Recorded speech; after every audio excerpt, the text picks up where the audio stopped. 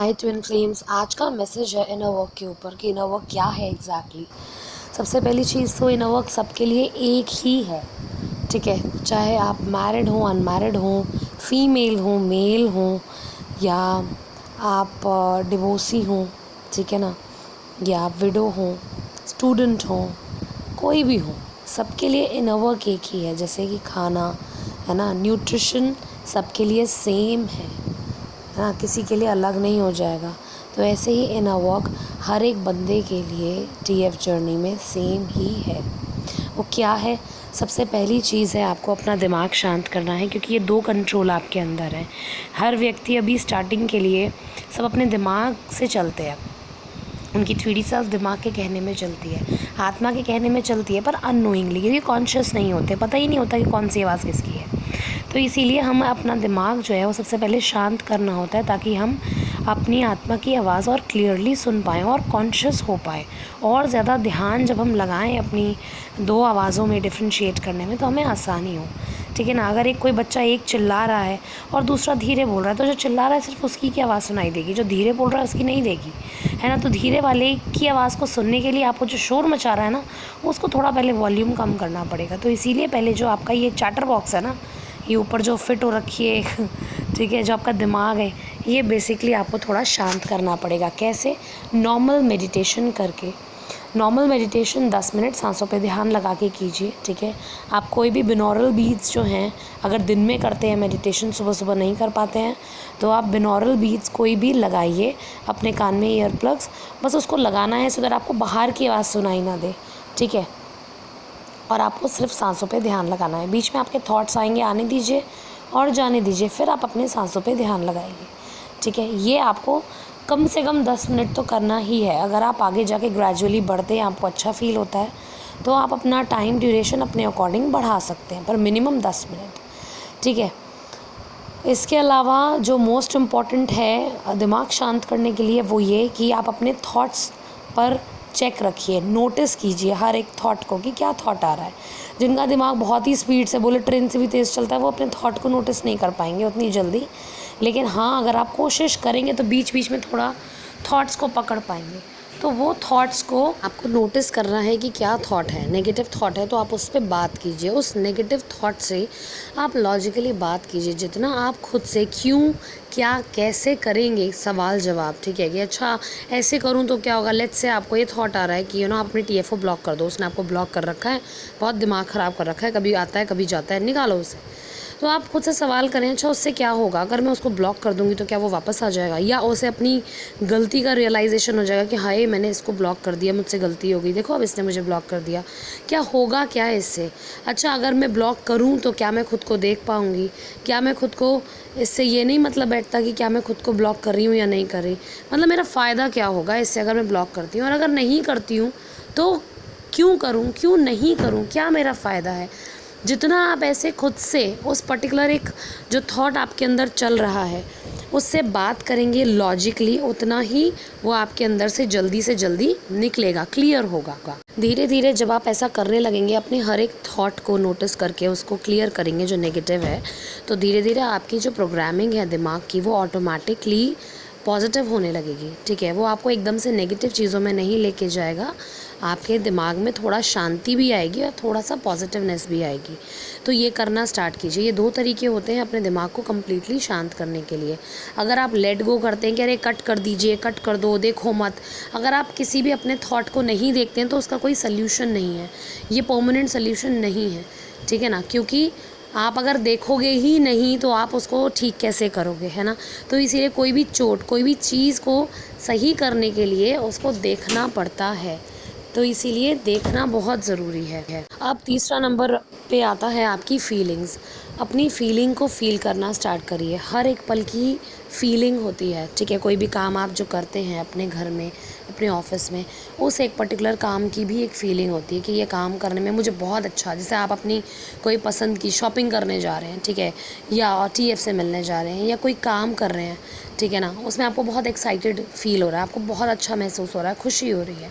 कोई काम में ऐसा लगता है कई बार बस ज़बरदस्ती कर रहे हैं, कई बार ऐसा भागने वाली फीलिंग आती है, यार बस जल्दी कर रही हूँ, भाग लो, बस जल्दी जल्दी कर लो, ठीक है, या कई बार बर्डनाइज वाली फीलिंग आती है, कई बार नॉर्मल लगता है कि हाँ ठीक है ना। तो हर पल की, हर एक काम की फीलिंग है। जितना आप अपनी फीलिंग्स को फील करेंगे, नोटिस करेंगे, है ना, उतना ही ज़्यादा आप अपने बारे में जानेंगे, अपनी फीलिंग को पहचान पाएंगे, अपने हर एक इमोशन को आप समझ पाएंगे, देख पाएंगे।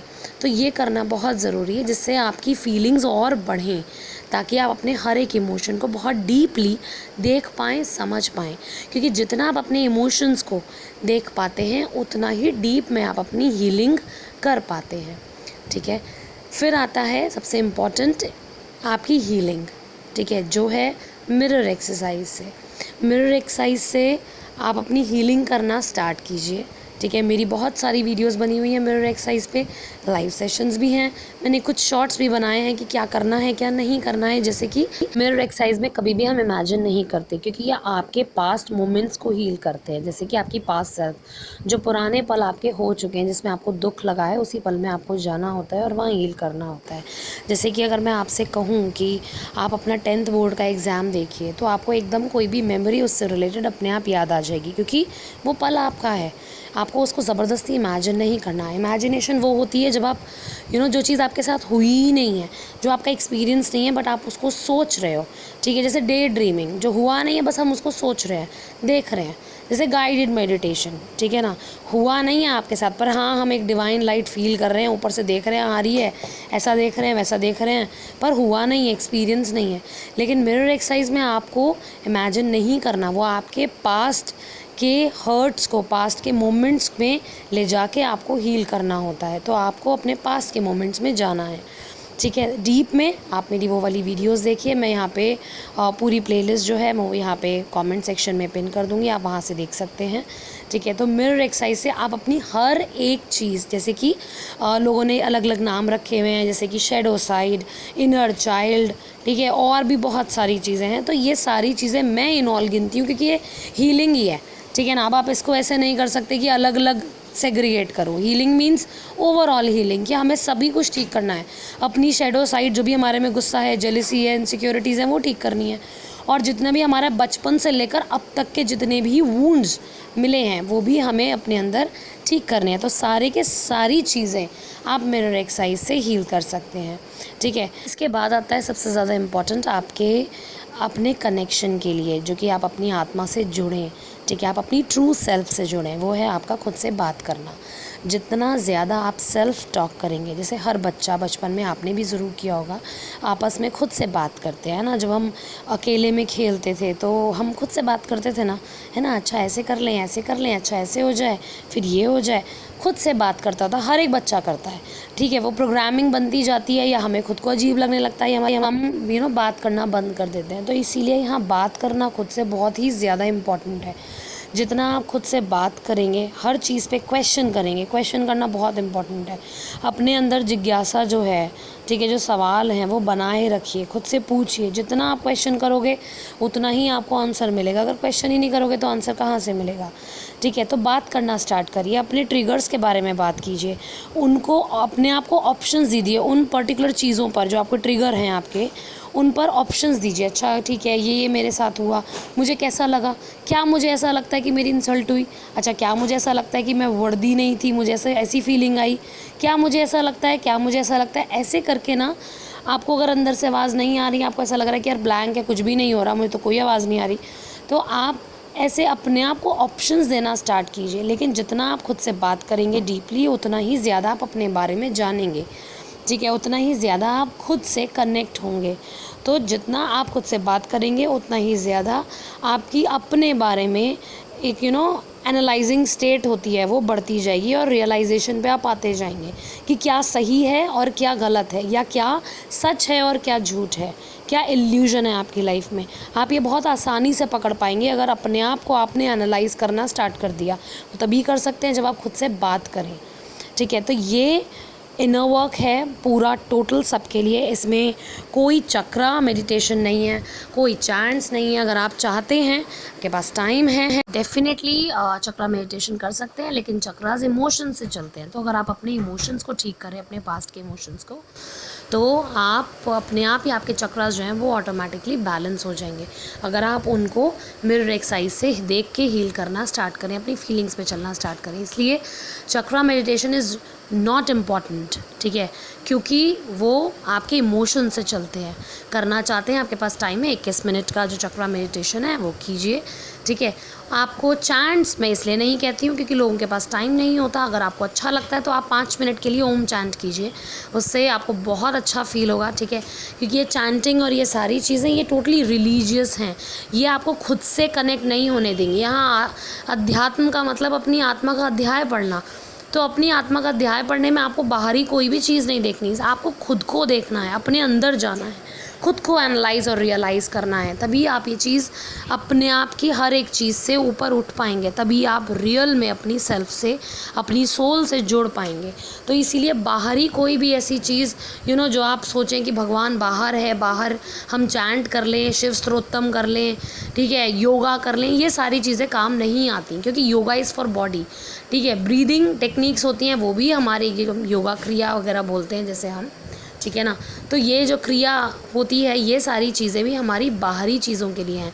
हाँ, हमें अंदर से बहुत सुकून, शांति, अच्छा फील होता है डेफिनेटली, लेकिन हमें वो हमारी सेल्फ से जुड़ने के लिए, हमारी आत्मा से जुड़ने के लिए हमें हील करने में कोई हेल्प नहीं करता। तो इसीलिए यहाँ पे ये करना बहुत इम्पॉर्टेंट नहीं है, इसलिए मैं ये सारी चीज़ें इनर वर्क में काउंट नहीं करती, ठीक है। और इसके अलावा रही बात बहुत सारी चीज़ों की, कर्मा क्लेंजिंग और दुनिया भर की चीज़ें जिसके पीछे कोई लॉजिक नहीं बताता। मेरी वीडियोस में बहुत लॉजिक है, जिनको क्लैरिटी चाहिए वो वीडियोस देखें, बहुत ज़्यादा क्लैरिटी मिलेगी, ठीक है। सो ये है इनर वर्क सभी के लिए जो मैं सभी को बताती हूँ। आप मुझसे सेशन लें चाहे ना लें, ठीक है। जो सेशन लेंगे तो भी यही बताऊँगी, जिन्होंने लिया है उनको पता है। और ये मैं बहुत पहले भी बना चुकी हूँ, बहुत सारे बना चुकी हूँ, पर फिर भी मैंने सोचा कि ये एक छोटा सा मैसेज जो है वो मैं ज़रूर आपके लिए बनाऊँ इनर वर्क पे, क्योंकि बहुत सारे लोग नए हैं जिन्हें क्लैरिटी चाहिए, जो नीचे वीडियोस शायद देख नहीं पा रहे हैं, इसीलिए मैंने सोचा ये बनाऊं। तो आप सेशन लें चाहे ना लें, इनर वर्क ये सबके लिए सेम ही है, ठीक है। तो अगर आपको ये वीडियो समझ में आई हो, आपको इनर वर्क समझ में आया हो, तो इस वीडियो को लाइक कीजिए और मेरे चैनल को सब्सक्राइब कीजिए, बेल आइकन ज़रूर प्रेस कीजिए, कमेंट करना मुझे ना भूलें।